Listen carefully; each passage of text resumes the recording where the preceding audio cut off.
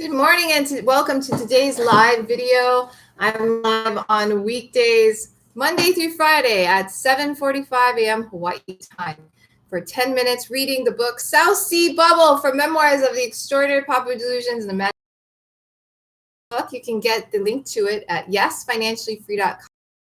The link in the blog post titled by the same name. And just a little bit about myself. My name is May Doldolau. I live in Waikiki, Hawaii with my husband, Joel, and our 7-year-old son, Jordan. We own this 2-bedroom condo and also a 1-bedroom down the street, which we rent out as an Airbnb business. But back in 2011, I had no property, never had, wanted to have property. I had over $40,000 in credit card debts, but I paid it off by 2016, April.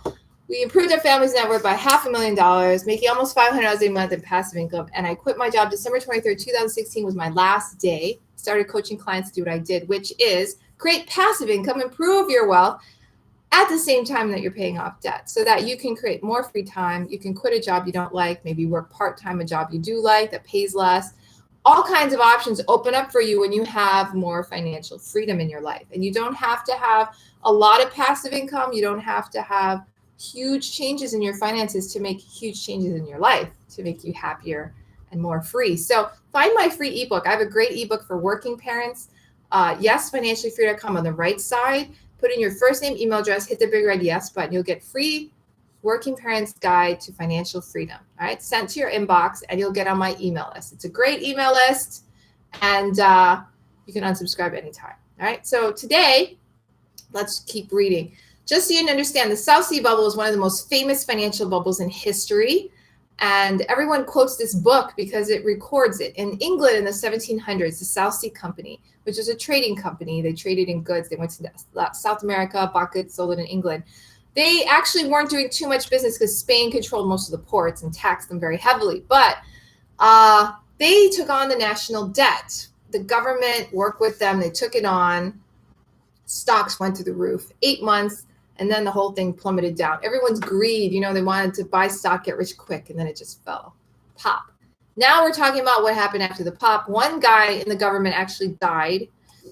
He got in an argument with someone because they were accusing him of, buying the stock and trying to make a huge profit. He was denying it, and then he had some kind of bleeding, and then he died the next night. So that's where we ended, and the king was very sad. So we're on page 76. Knight, the treasurer of the company, was apprehended at Turlemont near Liege by one of the secretaries of Mr. Leaves, the British resident at Brussels, and lodged in the citadel of Antwerp. Knight is the treasurer of the company, and he fled the country. Okay, guys, so they finally caught him.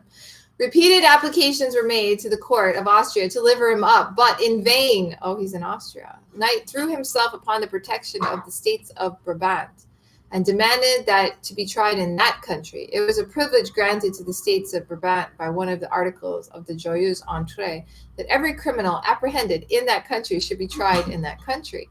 The states insisted on their privilege and refused to deliver the Knight to the British authorities. The latter did not cease their solicitations, but in the meantime, Knight escaped from the citadel. Brabant screamed. On the 16th of February, the Committee of Secrecy made their first report to the House. They stated that their inquiry had been attended with numerous difficulties and embarrassments. Every one they had examined had endeavored, as far as in him lay, to defeat the ends of justice. In some of the books produced before them, false and fictitious entries had been made. In others, there were entries of money with blanks for the names of the stockholders. There were frequent erasures and alterations, and in some of the books, leaves were torn out. They also found that some books of great importance had been destroyed altogether, and that some had been taken away and secreted. At the very entrance into this inquiry, they had observed that the matters referred to them were of great variety and extent. Many persons had been entrusted with various parts of the execution of the law, and under color thereof had acted in an unwarrantable manner, disposing of the properties of many thousands of persons, amounting to many millions of dollars. They discovered that before the South Sea Act was passed, there was an entry in the company's books in the sum of 1,259,325 L upon account of stock stated to have been sold to the amount of 574,500 L. This stock was all fictitious and had been disposed of with a view to promote the passing of the bill. It was noted as soon on various days and at various prices from 150 to 325%. Being surprised to see so large an account disposed of at a time when the company were not empowered to increase their capital, the committee determined to investigate more carefully the whole transaction. The governor, sub-governor, and several directors were brought before them and examined rigidly. They found that at the time these entries were made, the company was not in possession of such a quality of stock, having in their own right only a small quantity, not exceeding 30,000 pounds at the utmost.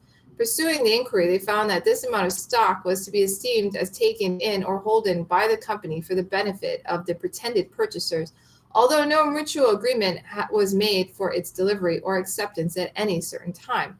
No money was paid down, nor any deposit or security whatever given to the company by the supposed purchasers, so that if the stock had fallen as might have been expected had the act not passed, they would have sustained no loss. If, on the contrary, the price of the stock advanced, as it actually did by the success of the scheme, the difference by the advanced price was to be made good to them. Accordingly, after the passing of the act, the account of stock was made up and adjusted with Mr. Knight, and the pretended purchasers were paid the difference out of the company's cash. This fictitious stock, which had been chiefly at the disposal of Sir John Blunt, Mr. Gibbon, and Mr. Knight, was distributed among several members of the government and their connections by way of a bribe to facilitate the passing of the bill. Oh my goodness. To the Earl of Sutherland was assigned 50,000 L of this stock, to the Duchess of Kendal 10,000 L, to the Countess of Plenton 10,000 L, and to her nieces 10,000 L, to Mr. Secretary Craggs 30,000 L, to Mr. Charles Stanhope, one of the Secretaries of Treasury, 10,000 L, to the Sword Blade Company 50,000 L. It also appeared that Mr. Stanhope had received the enormous sum of 250,000 L as the difference in the price of some stock to the hands of Turner, Caswell and Company, but that his name had been partly erased from their books and altered to Stangape. Aislabie, the Chancellor of Exchequer, had made profits still more abominable. He had an account with the same firm, who were also South Sea directors, the amount of 794,451 L. He had, besides, advised the company to make their second subscription 1.5 million instead of 1 million, by their own authority and without any warrant. The third subscription had been conducted in a manner as disgraceful. Mr. Aislabie's name was down for 70,000 L, Mr. Craig Sr. for 659,000 L, the Earl of Sutherland's for 160,000 L, and Mr. Stanhope for 47,000 L. This report was succeeded by 6 others less important. At the end of the last, the committee declared that the absence of Knight, who had been principally entrusted, prevented them from carrying on their inquiries. The first report was ordered to be printed and taken into consideration on the next day, but one succeeding. After a very angry and animated debate, a series of resolutions were agreed to condemnatory of the conduct of the directors and the members of the Parliament and of the administration concerned with them, declaring that they ought each and all to make satisfaction out of their own estates for the injury that had been done to the public. Their practices were declared to be corrupt, infamous, and dangerous, and a bill was ordered to be brought in for the relief of the unhappy sufferers. There's a picture of bonfires by Tower Hall. Mr. Charles Stanhope was the first person brought to account for his share in these transactions. He urged in his defense that for some years past, he had lodged all the money he was possessed of in Mr. Knight's hands, and whatever stock Mr. Knight had taken in for him, he had paid a valuable consideration for it. And as for the stock that had been bought by him by Turner, Caswell and Company, he knew nothing about it. Whatever had been done in this matter was done without his authority, and he could not be responsible for it. Turner and Company took the latter charge upon themselves, but it was notorious to every unbiased and unprejudiced person that Mr. Stanhope was a gainer of 250,000 L, which lay in the hands of that firm to his credit. He was, however, acquitted by a majority of 3 only. The greatest exertions were made to screen him. Lord Stanhope, the son of the Earl of Chesterfield, went round to the wavering members, using all the eloquence he was possessed of to induce them either to vote for the acquittal or to absent themselves from the House. Many weak-headed country gentlemen were led astray by his persuasions, and the result was as already stated. The acquittal caused the greatest discontent through the country. Mobs of a menacing character assembled in different parts of London. Fears of riots were generally entertained, especially as the examination of a still greater delinquent was expected by many to have a similar termination. Mr. Islaby, whose high office and deep responsibility should have kept him honest, even had native principle been insufficient, was very justly regarded as perhaps the greatest criminal of all. His case was entered into the day succeeding the acquittal of Mr. Stanhope. Great excitement prevailed, and the lobbies and avenues of the House were beset by crowds impatient to know the result. The debate lasted the whole day. Mr. Islaby found few friends. His guilt was so apparent and so heinous that nobody had courage to stand up in his favor. It was finally resolved without a dissentient voice that Mr. Islaby had encouraged and promoted his destructive execution of the South Sea scheme with a view to his own exorbitant profit, and had combined with the directors in their pernicious practices to the ruin of the public trade and credit of the kingdom. That he should, for his offense, be ignominiously expelled from the House of Commons and committed a close prisoner of the Tower of London. That he should be restrained from going out of the kingdom for a whole year until the end of the session of Parliament, and that he should make out a correct account of all his estate in order that it might be applied to relief of those who suffered by his malpractices. This verdict caused the greatest joy, though it was delivered at 12:30 at night. It soon spread over the city, several persons illuminating their houses in token of their joy.